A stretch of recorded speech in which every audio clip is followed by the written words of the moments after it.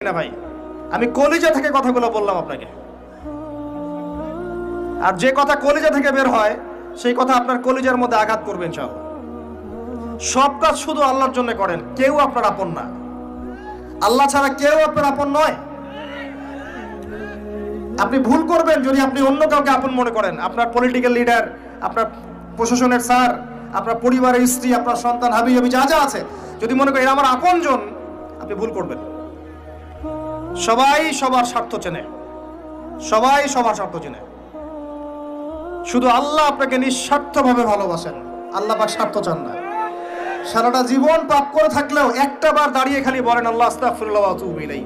মন থেকে বলেন আল্লাহ আমি ভুল করেছি, আল্লাহ আমাকে মাফ করে দাও। এক মুহূর্তের মধ্যে আল্লাহ পাক আপনার সমস্ত গুনাহগুলোকে নেকিতে পরিবর্তন করে দিবেন ইনশাআল্লাহ। আল্লাহ ছাড়া কেউ নাই আপন।